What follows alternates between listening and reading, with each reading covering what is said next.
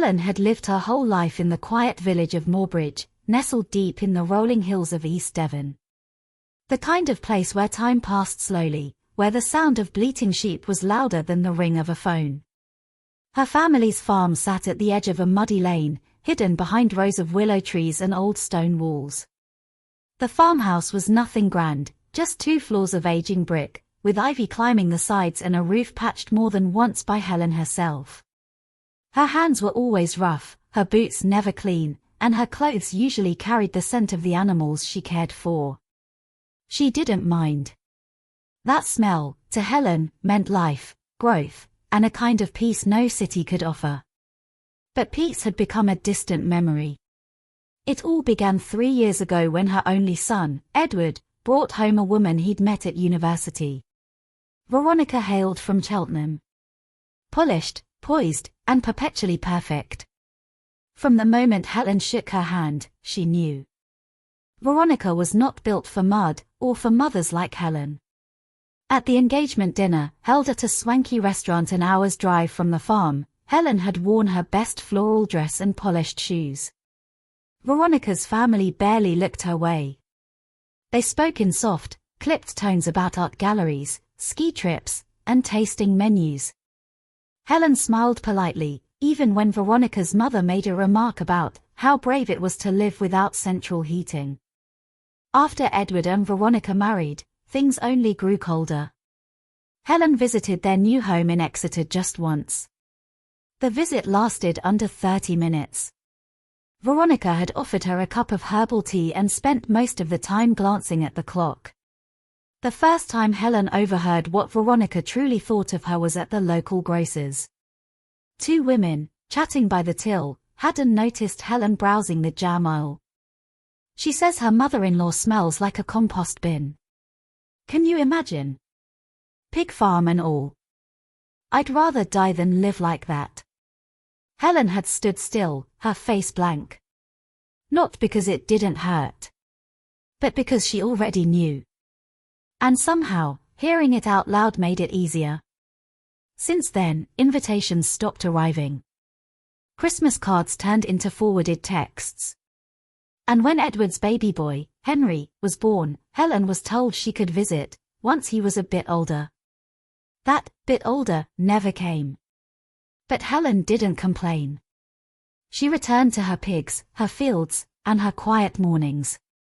What they didn't know was that the mud they so looked down upon was also gold, if you knew how to work it. She had a plan, and she was patient.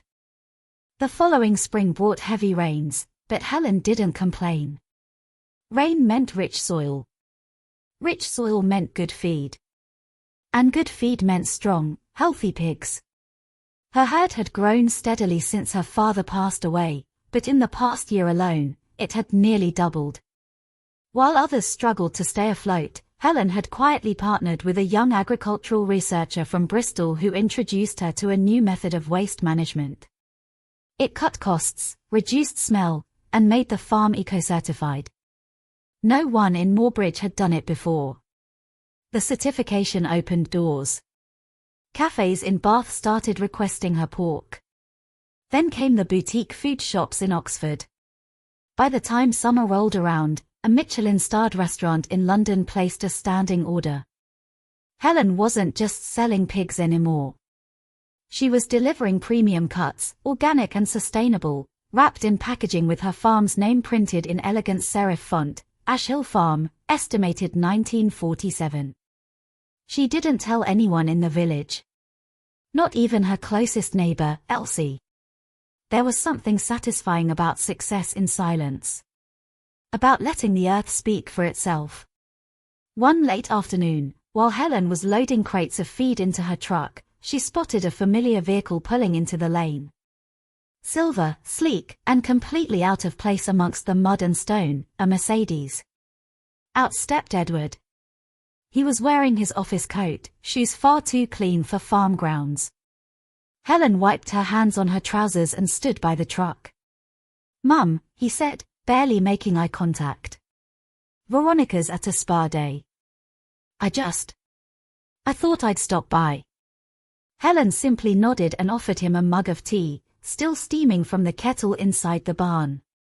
They sat on wooden crates under the oak tree. Edward looked around and chuckled. "Still smells the same," he muttered. Then, as if trying to backtrack, added, "But it looks different. Cleaner." Helen sipped her tea. "I've been working." He looked at the pigs roaming freely beyond the fence. "So, this is what you do now?" "This is what I've always done." Edward looked like he wanted to say more, but words failed him. When he stood to leave, Helen saw something in his eyes, a flicker of guilt, perhaps. Or confusion. As he walked back to the car, Helen noticed a small smudge of mud on the back of his perfectly ironed trousers. She said nothing. Inside the barn, invoices sat neatly stacked. A bank letter confirming a recent deposit. Another confirming the purchase of land bordering the estate just across from Veronica's family home. The Manor. It was overgrown and forgotten. But Helen had a vision. It had once been the pride of Moorbridge. Thornwick Manor, with its grand stone facade, iron-gated entrance, and sweeping lawns that once hosted garden parties for judges and scholars. But decades of neglect had left it hollow. Ivy had crept up its sides, windows broken by wind or time, and the roof had sagged like an old man's shoulders. Helen had walked past it every day since she was a child. As a girl, she used to imagine what it might be like to step through those tall oak doors and hear her footsteps echo through marble halls. Now, she had the keys. The purchase had been quiet. No signs. No agents in sharp suits. Just a few signed papers, a bank transfer, and a slow, deliberate plan. The manor wasn't just a house, it was a symbol. It sat directly opposite the home Veronica's family had bought last spring, a newly renovated Georgian townhouse with a perfectly trimmed hedge and a brass nameplate. Helen visited the manor early each morning before her farm chores. She wore her old coat and boots, tracking mud across floors that hadn't seen footprints in years. There was a strange comfort in the dust and silence. She began with the smallest wing, cleaning, repairing, slowly bringing life back into the bones of the building. Local workers she trusted came in discreetly. A plumber who owed her a favor. A carpenter she'd once helped through a rough patch. They didn't ask questions. One evening, as the autumn light cast long golden shadows through the arched windows, Helen stood at the top of the staircase, hands resting on the polished banister. Below, empty halls echoed with her breath. She wasn't doing it for anyone but herself. But word spreads quickly in villages like Moorbridge. And one morning at the post office, she overheard Veronica's mother, Gwyneth, whispering to the clerk. Some farmer woman bought the manor. Can you imagine? Pigs in the drawing room, I suppose. The clerk chuckled awkwardly. Helen, standing behind a display of birthday cards, raised an eyebrow but stayed silent. Back at the farm, she received an unexpected letter. Cream-colored, heavy, with gold embossing. An invitation to Henry's 4th birthday party. It would be held in the back garden of Veronica's house. Helen looked at the date. 3 weeks away. 3 weeks was enough time. The days leading up to the party were filled with quiet purpose. Helen spent her mornings at the manor and her afternoons at the farm, balancing between hay bales and chandeliers. A local decorator, who specialized in restoring heritage properties, began working on the manor's main hall. The walls were stripped of decades of grime to reveal pale stonework beneath. Original wooden floors were polished until they gleamed. By the second week, a discreet delivery truck arrived with furniture Helen had selected herself, elegant but not loud, made by craftspeople from Devon. She wanted every detail to speak of quiet strength. Meanwhile, Helen hadn't responded to the invitation. She hadn't called, or texted, or posted a reply. And so, no one in Edward's family knew if she would actually come. On the morning of the party, Moorbridge was drenched in sun. Veronica's garden was dressed in bunting, fairy lights, and striped tablecloths. White marquees had been set up, and laughter echoed from bouncing castles and children's games. Gwyneth was already holding court near the punch bowl, dressed in a crisp pink blouse and pearls. She barely hid her glance across the road at Thornwick Manor, where the driveway had been cleared and the gates freshly painted black. "She won't show," Gwyneth muttered to Veronica. "Too proud. Or too muddy." Veronica sipped her mimosa, adjusting her oversized sunglasses. "Let's hope she doesn't. Henry barely knows her." Edward stood by the drinks table, silent. He hadn't said a word about the manor since his visit, though he'd driven past it twice that week and slowed every time. Then, without a sound, the manor gates opened. The crowd's attention drifted like mist. Even the children slowed their running. A car pulled through, classic, navy blue, spotless. Behind the wheel sat Helen. She stepped out wearing a tailored grey coat, her boots clean for once, and her hair pinned up beneath a wide-brimmed hat.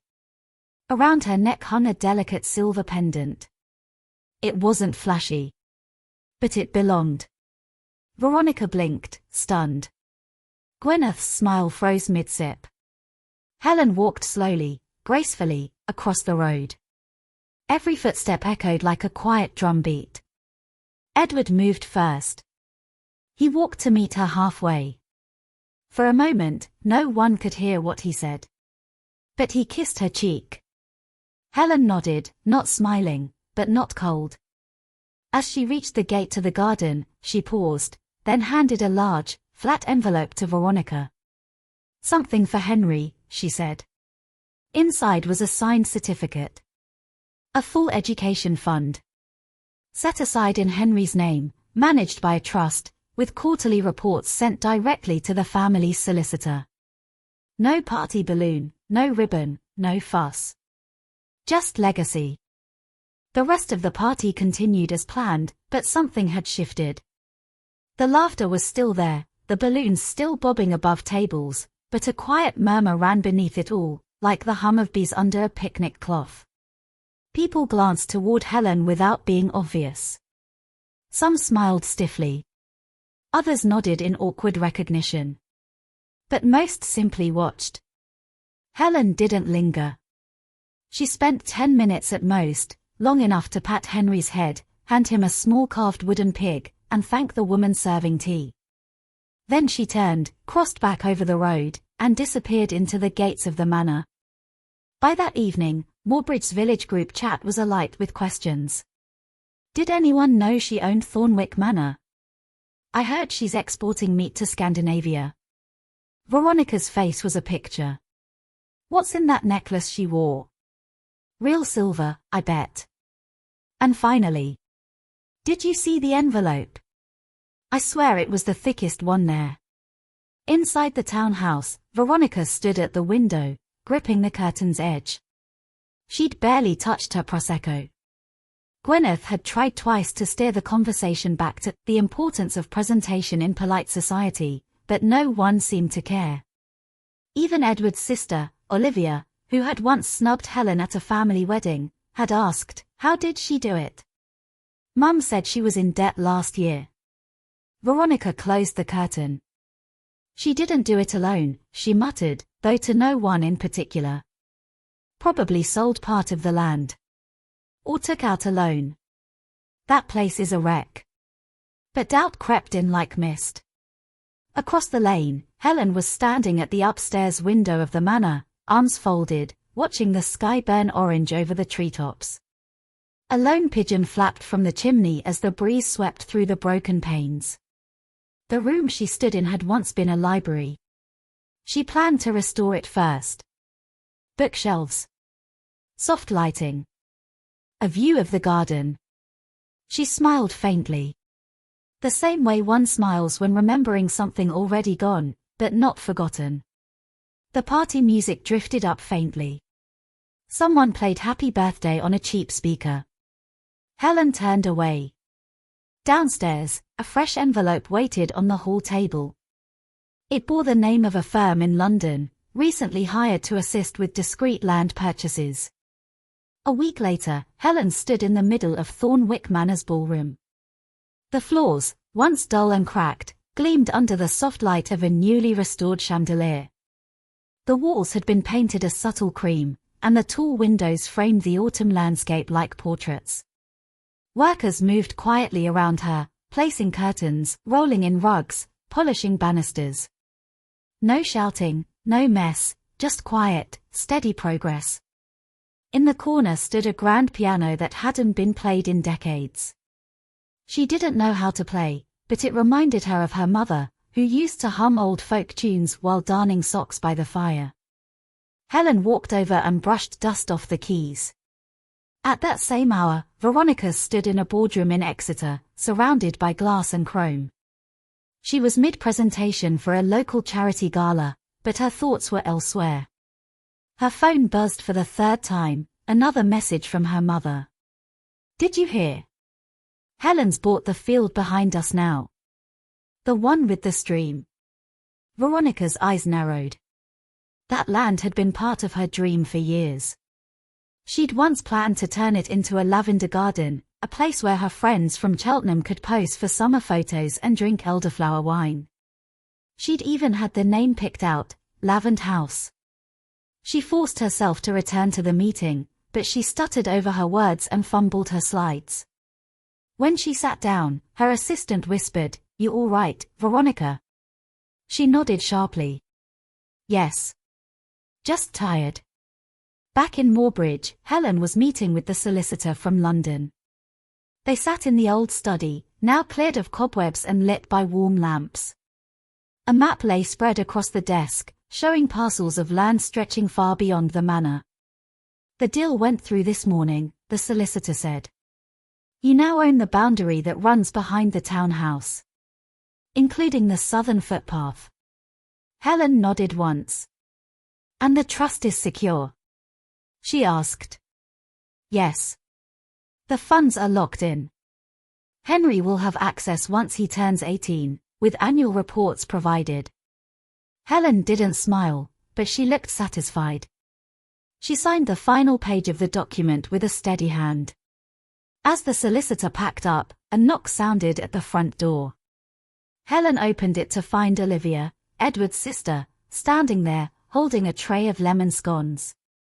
"I thought you might need a break," she said awkwardly. Helen stepped aside. "Come in." They sat at a small table in the newly furnished kitchen. Olivia looked around in silence, then finally asked, "How long have you been planning all this?" Helen sipped her tea before answering. "Since the day I was told I didn't belong."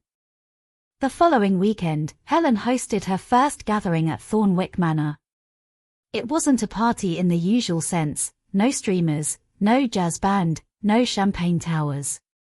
Just a simple harvest supper, the kind farmers used to hold after long months in the fields.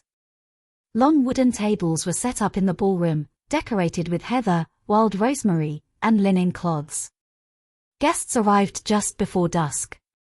Mostly locals, people Helen had known since childhood. Elsie from the post office. The Watkins brothers from the sawmill. The young couple who had recently started a beekeeping business near the stream. They brought honey, she brought pork belly slow-roasted in cider. No one asked about Edward or Veronica. They weren't invited. It wasn't meant to be cruel. It simply wasn't their place. Laughter filled the room as candles flickered in old brass holders. Helen moved between tables, topping up gravy and passing around loaves of fresh bread. For the first time in years, she felt like herself again, not the woman looked down upon for the smell of mud, but the one whose hands built something that lasted. Outside, Veronica stood across the road, watching from behind the hedges. She had tried not to look. But as more and more neighbors crossed to the manor, carrying homemade pies and jars of chutney, her curiosity turned to unease. Gwyneth had told her to ignore it, but even Olivia had gone, taking a bottle of elderflower wine and wearing a dress Helen had helped sew years ago. Edward had remained silent all day. That, too, made Veronica uneasy. The manor glowed softly in the dark. Its windows no longer hollow, its garden no longer overgrown. The laughter, the conversation, it all sounded different now. Not loud. Not boastful. Just earned. Later that night, when the last guests had left, Helen stood by the door of the manor, holding a blanket and a cup of peppermint tea. She looked across the road once more, but saw only curtains drawn tight. She didn't mind. Her home was no longer just a house. It was a place where people came not because they had to, but because they wanted to. 2 months had passed since the supper at Thornwick Manor. The season had turned.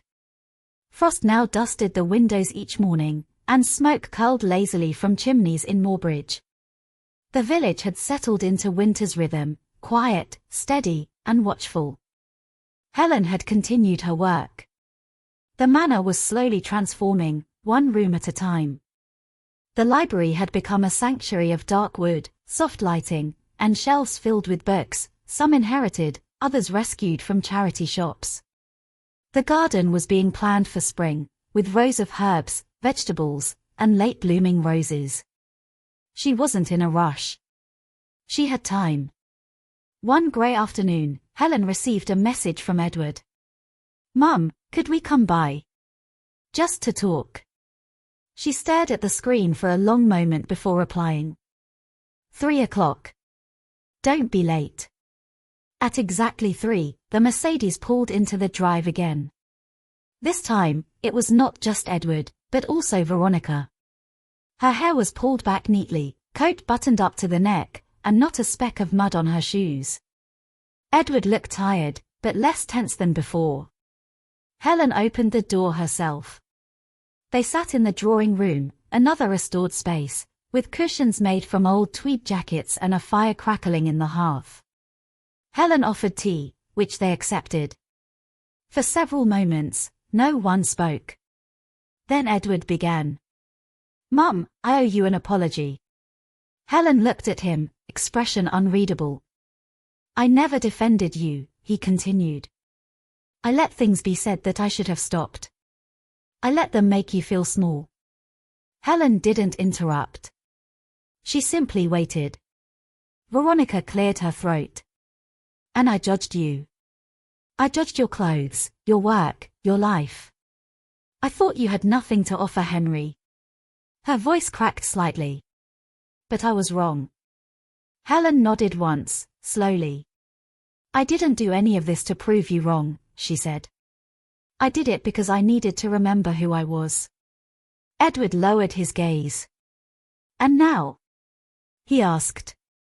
Helen stood, walked to the mantel, and took down a photo. It was her, years ago, holding a newborn Edward, her face full of tired joy and dirt under her fingernails. She handed it to him. "Now, I don't apologize for who I am." She turned to Veronica. "And I won't apologize for what I've built." There was no anger in her voice. Just a calm certainty. Veronica nodded. "I understand." Edward held the photo in his lap for a moment. Then, gently, he asked, "Can we come again sometime? Maybe bring Henry?" Helen didn't answer immediately. Instead, she opened a drawer and pulled out a small box wrapped in green velvet. Inside was a silver pig pendant, small, carved by hand, identical to the one she wore. She handed it to Veronica. "For him. When he's older. To remind him where he comes from."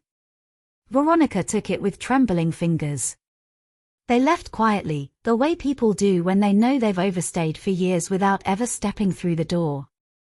And as Helen stood by the window, watching their car disappear down the lane, she whispered to herself. "No more apologies.